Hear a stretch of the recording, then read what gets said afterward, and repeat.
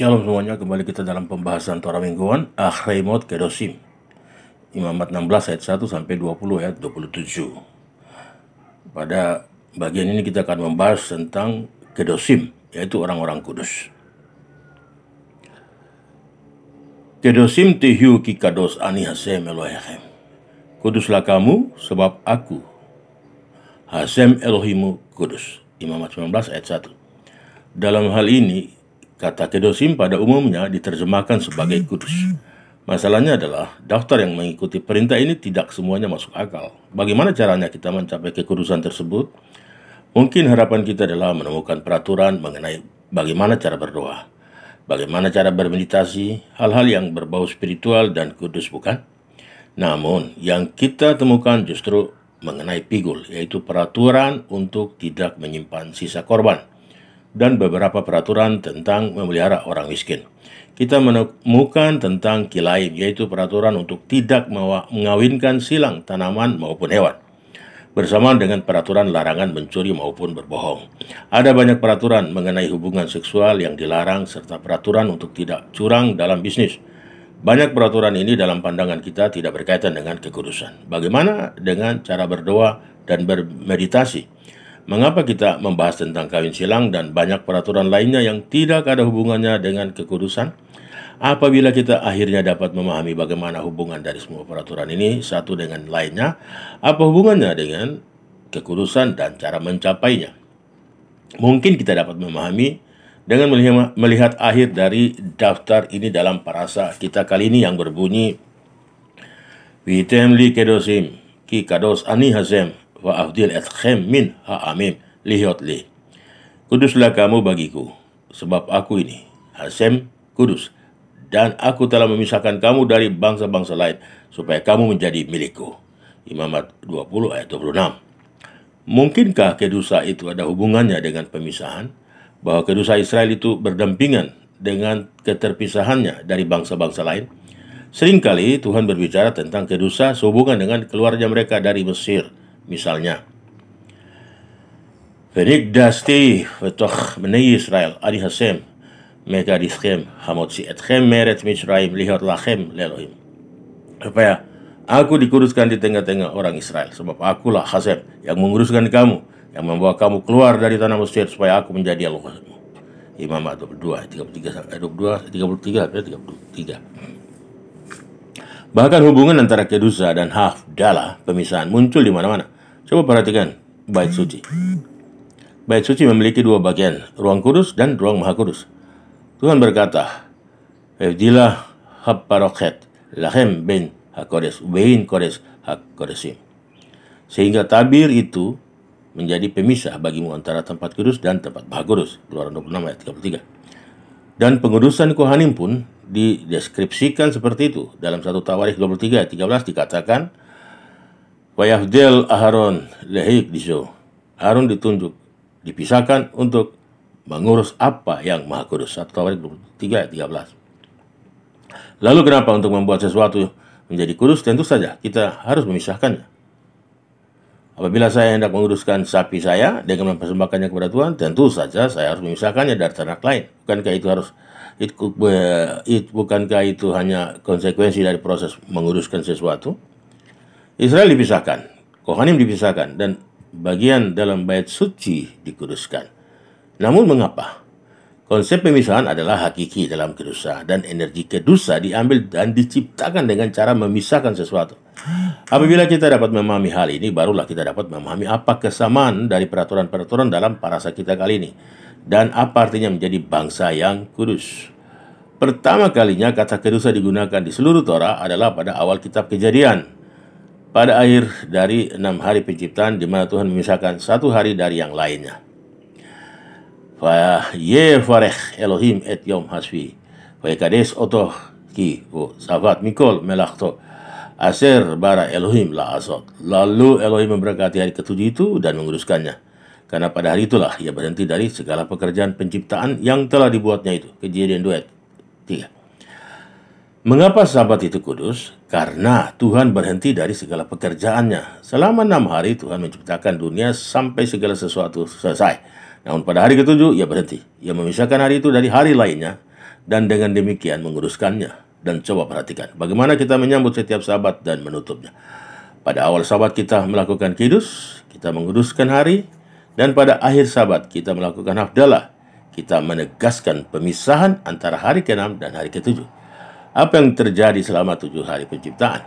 Sebelum alam semesta tercipta, tidak ada satu hal pun yang ada. Dan segala sesuatu juga ada. Segala sesuatu itu adalah Tuhan. Dan ketika Tuhan memilih untuk menciptakan kita, Ia membuat sebuah ruang kecil bagi kita dalam dunianya. Di dunia Tuhan tidak ada waktu, tidak ada ruang. Tidak ada mekanik kuantum maupun fisika. Ia tidak membutuhkan hal-hal itu untuk dapat hidup. Namun kita butuh. Oleh karena itu Tuhan memisahkan antara ruangnya dan ruang kita. Ia menciptakan sebuah apartemen kecil bagi kita dalam dunianya agar kita dapat hidup. Selama 6 hari penciptaan kita melihat kata Vayakjel disebutkan 3 kali. Menandai 3 pemisahan penting yang dibuat oleh Tuhan agar manusia dapat memiliki ruang di mana ia dapat hidup. Pada hari pertama Tuhan memisahkan antara terang dan gelap, menciptakan energi atau zat. Pada hari kedua Tuhan memisahkan antara air di atas dan air di bawah, menciptakan ruang bagi manusia untuk dapat tinggal. Dan pada hari keempat Tuhan memisahkan antara siang dan malam, yang secara efektif menciptakan waktu. Waktu, ruang, dan energi diciptakan sebagai fungsi pemisahan. Di dunia Tuhan, kekuatan dan energi tersebut semuanya sama. Namun untuk memberikan ruang bagi kita, Tuhan menciptakan pembatas, sehingga menyediakan ruang di mana kita dapat hidup. Bahkan ketika seseorang membuat ruang bagi dirinya sendiri, mereka melakukannya melalui fungsi hafdalah atau pemisahan. Bayangkan kita penghuni di ruang terbuka. Kita diberikan berhektar-hektar tanah. Tentunya kita tidak dapat langsung membongkar koper. Kita harus menciptakan batas, mendirikan tembok. Pemisahan ini menciptakan sebuah ruang di mana kita dapat hidup dan menjadi tempat tinggal kita. Pemisahan terakhir terjadi di hari ke-7 ketika Tuhan selesai menciptakan dunia. Bahkan di sini dijelaskan mengapa berhentinya Tuhan dari proses penciptaan merupakan satu-satunya kegiatan yang dilakukan pada hari ke-7. Ketika seorang pencipta masih berkutat dengan ciptaannya, hasil ciptaannya tidak dapat memiliki keberadaan mandiri. Bahkan ciptaannya itu masih rentan terhadap perubahan dari sang pencipta. Contohnya, seorang pelukis yang melukis taman mawar mungkin tiba-tiba berubah pikiran dan mengganti mawar tersebut menjadi tulip. Lukisan itu belum memiliki identitas final sampai pelukis memutuskan untuk berhenti melukis. Oleh karena itu, sebagai tindakan penuh kasih, Tuhan menghembuskan kehidupan mandiri terhadap dunia hasil ciptaannya ini ketika melakukan pemisahan terakhir, yaitu dengan berhenti menciptakan. Ia menyediakan sebuah ruang bagi kita di mana kita dapat berdiri sendiri. Kudus adalah menciptakan sebuah ruang bagi yang lain. Ketika Tuhan berkata, "Aku kudus," artinya aku membangun sebuah ruang bagi orang lain untuk dapat hidup. Ketika Tuhan berkata, "Vitem li kedosim ki kados ani hasem, wafdil etchem min ha'amim." Kuduslah kamu bagiku, sebab aku ini Hasem, kudus, dan aku telah memisahkan kamu dari bangsa-bangsa lain. Ia sedang berkata, dulu kamu adalah budak di Mesir. Aku mengeluarkanmu, aku membebaskanmu, aku menciptakan sebuah ruang bagimu untuk dapat hidup sebagai bangsa yang mandiri dengan tujuan yang khusus. Mengingat semua ini, kita baru dapat memahami tuntunan Tuhan kepada bangsa Israel. Kuduslah kamu, sebab aku kudus. Aku, Hasem, telah membuat sebuah ruang bagi orang lain dan bagimu, agar kamu juga dapat membuat ruang bagi orang lain. Dan dengan demikian, peraturan-peraturan yang disebutkan di sini merupakan instruksi mengenai cara mencapai hal tersebut. Pertama, kita diberitahu untuk memelihara hari Sabat dan mengingat hari di mana Tuhan menyelesaikan penciptaan dan membuat sebuah ruang bagi kita. Lalu kita diberitahu untuk tidak melanggar ruang orang lain. Jangan mencuri. Ketika kamu mencuri, kamu melanggar ruang orang lain. Kamu menghancurkan perbatasan antara kamu dan dia. Seakan-akan kamu berkata tidak ada pemisahan antara barangmu dengan barang orang lain.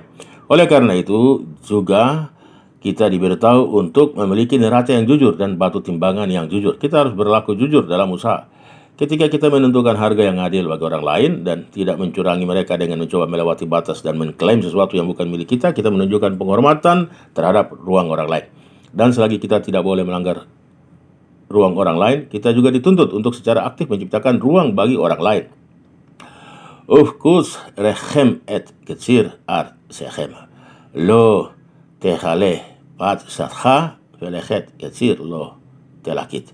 Pada waktu kamu menuai hasil tanahmu, janganlah kau sabit ladangmu habis-habis sampai ke tepinya. Dan janganlah kau pungut apa yang ketinggalan dari penuaianmu. Mengapa?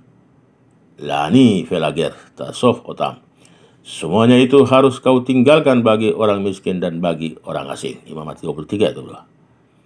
Kedusa bukan sekedar membiarkan orang lain memiliki ruang mereka sendiri, namun sama seperti Tuhan mengambil dari ruangnya untuk membuat ruang bagi kita, kita juga harus mengambil dari ruang kita sendiri untuk membuat ruang bagi orang lain. Jadi walaupun ladang ini milik kita, jangan kita tuai semua sampai ujung ladang kita, dan jangan memungut tuaian yang terjatuh. Biarlah itu dipungut oleh orang miskin dan orang asing. Ketika kita berbaik hati, ketika kita berbagi dan membuat ruang bagi orang lain, itulah kados. Lalu bagaimana dengan kilaim, yaitu kawin silang antara tanaman atau hewan? Apa hubungannya dengan kedusa? Kita diperintahkan untuk memelihara pemisahan antar spesies. Tuhan menciptakan setiap kehidupan dengan peran dan tujuannya sendiri. Ketika kita mengawinkan silang dua hewan untuk menciptakan spesies lain yang lebih sesuai dengan kebutuhan atau keinginan kita, kita memudarkan garis pemisahan itu. Kita melanggar ruang antar dua dimensi. Di tingkat terendah, kita tidak menghormati pemisahan yang Tuhan sendiri buat antara spesies, dan dengan berupaya membuat spesies baru, kita melanggar ruang Tuhan dengan keluar dari lukisan, mengambil alih kuas dari tangannya, dan menyunting hasil ciptaannya sebelum kembali masuk ke dalam lukisan tersebut.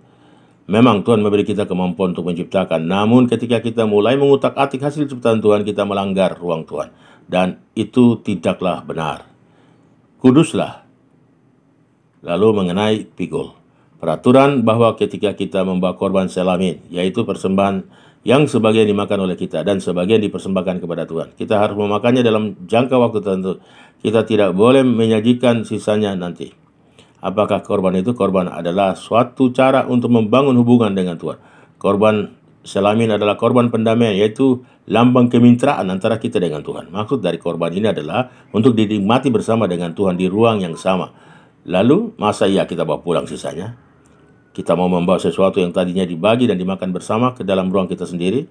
Hal ini tidak pantas dan tidak kudus. Pada akhirnya, ada sejumlah banyak peraturan tentang hubungan yang dilarang. Semuanya intinya adalah untuk menjaga dan menghormati batas hubungan antara orang, karena hubungan tersebut adalah suci. Apabila kita memudarkan batas dari hubungan tersebut, keluarga kita kehilangan integritasnya. Walaupun kita tidak membahas semua peraturan di parasa ini, dengan pemahaman baru tentang kedosim ini, akan mudah sekali bagi kita untuk memandang peraturan tersebut satu persatu dan melihat bagaimana hubungan masing-masing peraturan tersebut dengan paradigma ini, sehingga kita bisa lebih menyamai sifat Tuhan dan menjadi kudus dengan membuat ruang bagi orang lain. Shalom lehulam, Toda Rabah.